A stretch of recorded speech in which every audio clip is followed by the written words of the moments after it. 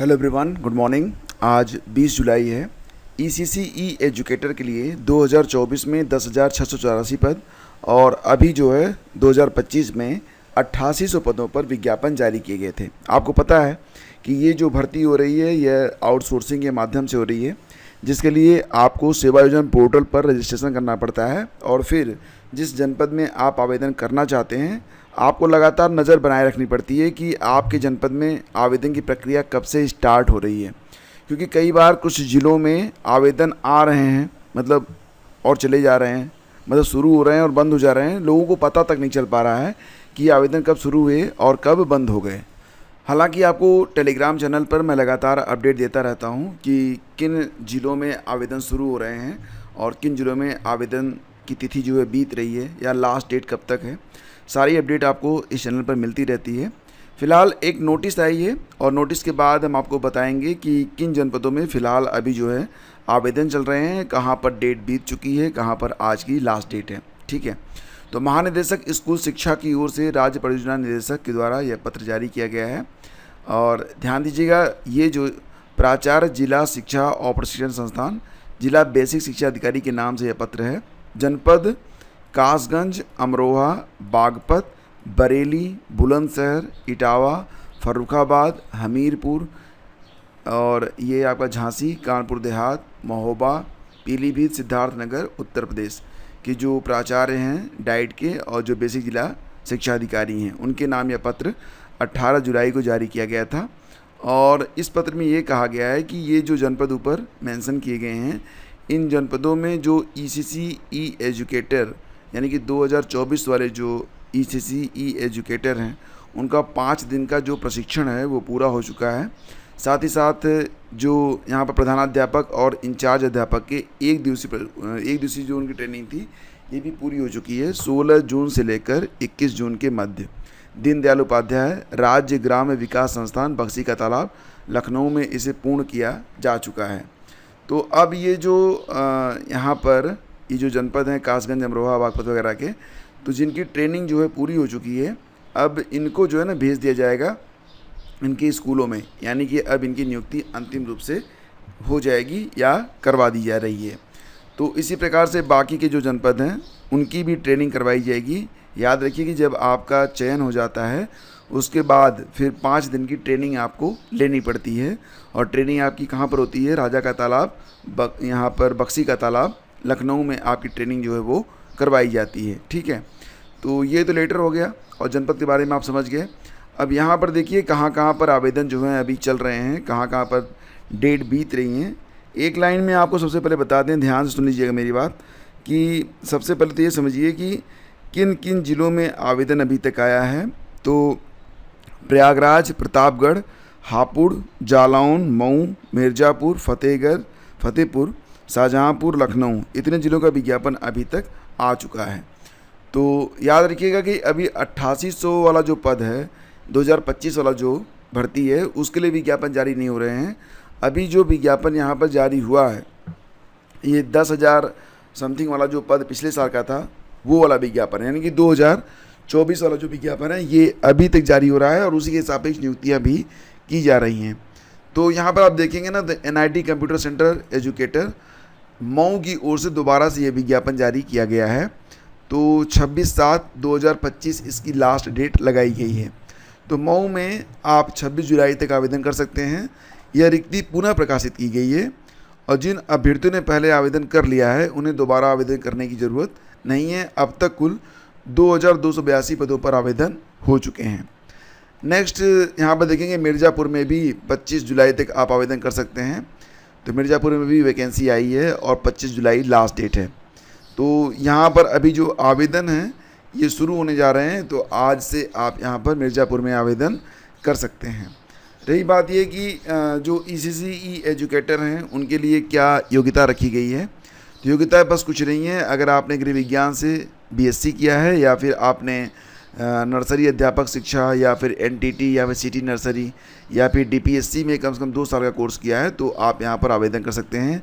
B.Ed वाले मान्य नहीं हैं। ठीक है, तो आप देखेंगे फतेहपुर में 27 जुलाई लास्ट डेट है। अब तक कुल 1762 आवेदन हो चुके हैं। किस ज़िले में कितने पद हैं, इस पर एक वीडियो मैंने पहले बना दिया था, वो वीडियो आप लोग देख लीजिएगा, पहले कमेंट में मैं आपको लिंक दे दूँगा।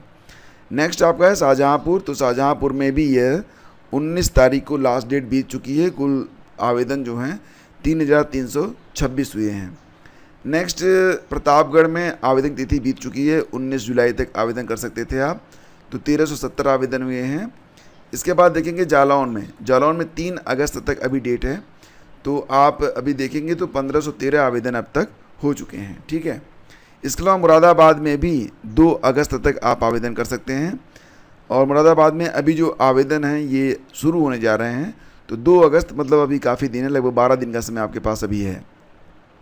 दोस्तों LT ग्रेड में जैसा कि आप जानते हैं कि 28 तारीख से रजिस्ट्रेशन प्रक्रिया जो है स्टार्ट हो जाएगी, और आपका डिटेल में सिलेबस वगैरह जारी किया जाएगा, प्री और मेंस का भी, और आपको फाइनली पता चल जाएगा कि मेंस में जो सिलेबस है वो क्या रखा गया है। हालांकि अभी तक जो सिलेबस वायरल है वो GIC प्रवक्ता के आधार पर है।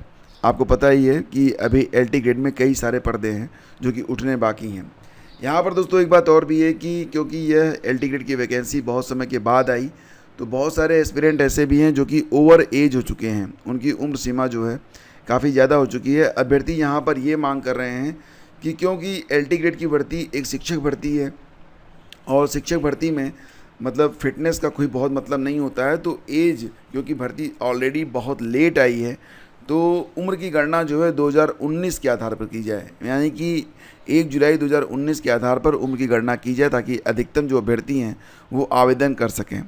अभी तक जो जानकारी प्राप्त हो रही है उसके मुताबिक LT ग्रेड में विज्ञापन में उम्र सीमा में कोई भी छूट नहीं दी गई है, और अगर ऐसा होता है तो यकीन मानिए कि बहुत बड़ी संख्या में जो अभ्यर्थी हैं वो आवेदन नहीं कर पाएंगे, और निश्चित रूप से इसका बहुत बुरा प्रभाव पड़ने वाला है। क्योंकि एक तो अभ्यर्थियों की कोई गलती नहीं है, दूसरी बात यह है कि वैकेंसीज ऑलरेडी बहुत कम है, तो कम से कम भाई एक शिक्षक भर्ती के लिए, जैसा कि आप लोग जानते हैं TGT और PGT में तो कोई एज लिमिट ही नहीं है, तो LT ग्रेड में भी थोड़ा सा मौका तो मिलना चाहिए। बिहार में तो आपने देखा था पिछले साल 10-10 साल तक छूट दे दी गई थी, और लगभग सभी स्टेट को दे दी गई थी। आपने देखा होगा TRE 3 TRE 2 में उम्र सीमा में छूट जो है प्रदान की गई थी। फिलहाल अभ्यर्थी मांग कर रहे हैं कि जिस प्रकार से आरक्षी भर्ती में सरकार ने 3 साल की छूट प्रदान की थी, उसी प्रकार से LT ग्रेड में भी छूट प्रदान की जाए, और निश्चित रूप से जो है आप अपनी बात आजकल सोशल मीडिया के माध्यम से भी सरकार तक पहुंचा सकते हैं। तो अगर आपका कोई अधिकार है या फिर आप कुछ कहना चाहते हैं तो आप इसका इस्तेमाल कीजिए। ठीक है। 23 केंद्रों पर 27 को RO की परीक्षा आयोजित होने जा रही है। कुल 9,216 अभ्यर्थी फिलहाल बहराइच की न्यूज़ है, लेकिन आप ध्यान रखिएगा कि आपके जो आवेदन हैं उसके सापेक्ष अगर देखा जाए तो अभ्यर्थियों की संख्या बहुत ज़्यादा है, लेकिन फिर भी जो परीक्षा है वो एक ही पारी में 9:30 से 12:30 के बीच में करवाई जा रही है। हाँ, एक बात ध्यान रखिएगा कि 8 बजे ही रिपोर्टिंग टाइम है, तो रिपोर्टिंग टाइम 8 बजे है और 8:45 पर गेट बंद हो जाएगा। तो परीक्षा केंद्र भी दूर दूर गए हैं, तो ऐसी कंडीशन में आपको ध्यान रखना पड़ेगा कि अगर आप परीक्षा में शामिल हो रहे हैं तो समय से पहुंचना आप सुनिश्चित करें। अगर आपका परीक्षा केंद्र दूर है तो एक दिन पहले पहुंच जाएं, वो ज़्यादा बेहतर रहेगा। तो इस प्रकार से ये आपके लिए मैटर है। यहाँ पर RO के लिए रोज़गार मेला लग रहा है 29 और 30 जुलाई को। कहाँ पर लग रहा है? लखनऊ में। क्या होगा यहाँ पर ड्राइवरों की भर्ती की जाएगी। तो परिवहन निगम लखनऊ क्षेत्र में अनुबंध के आधार पर 204 संविदा चालकों की भर्ती होगी। 29-30 जुलाई को इसके लिए जो है मतलब मेला है वो लग रहा है। कहाँ पर लग रहा है? मैंने आपको बताया था, अवध बस अड्डा में रोज़गार मेला लग रहा है। तो परिवहन निगम की क्षेत्रीय प्रबंधक RK त्रिपाठी हैं, उन्होंने बताया है कि अभ्यर्थियों की न्यूनतम शैक्षिक योग्यता 8वीं पास होनी चाहिए। आयु सीमा न्यूनतम 23 साल 6 महीना और न्यूनतम लंबाई 5 फुट 3 इंच की होनी चाहिए। भारी वाहन चलाने का न्यूनतम 2 साल का पुराना लाइसेंस होना चाहिए। प्रति किलोमीटर 2 रुपये 6 पैसे का भुगतान किया जाएगा। लगातार 6 माह में न्यूनतम 22 दिन प्रत्येक माह ड्यूटी करने पर 7 दिन का अतिरिक्त अवकाश और 1500 रुपये का अतिरिक्त प्रोत्साहन, और वर्ष में लगातार न्यूनतम 22 दिन प्रतिमाह ड्यूटी करने पर अतिरिक्त 7 दिन का अवकाश और 3000 रुपये अतिरिक्त प्रोत्साहन के रूप में दिए जाएंगे। और दुर्घटना रहित बस संचालन पर अतिरिक्त प्रोत्साहन सुविधा भी मिलेगी। तो यहाँ पर जो इच्छुक अभ्यर्थी हैं वो 2 पासपोर्ट साइज फ़ोटो, शैक्षिक योग्यता का प्रमाण पत्र, लाइसेंस, आधार कार्ड, पैन कार्ड की मूल और 1 सेट छायाप्रति के साथ 29-30 जुलाई को लाएं। और प्रथम टेस्ट उत्तीर्ण होने के बाद अभ्यर्थियों को द्वितीय टेस्ट के लिए क्या लिखा है, IDTR रायबरेली भेजा जाएगा। ठीक है, और इसके बाद द्वितीय टेस्ट में उत्तीर्ण अभ्यर्थी ही सफल माने जाएंगे। तो आज के अखबारों में ये सारी खबरें हैं। और अगर आपने अभी तक टेलीग्राम चैनल ज्वाइन नहीं किया है तो आप ज्वाइन कर लीजिएगा। बाकी जो भी अपडेट है उसके लिए आप पहला कमेंट चेक कर सकते हैं। Thank you, have a great day, जय हिंद।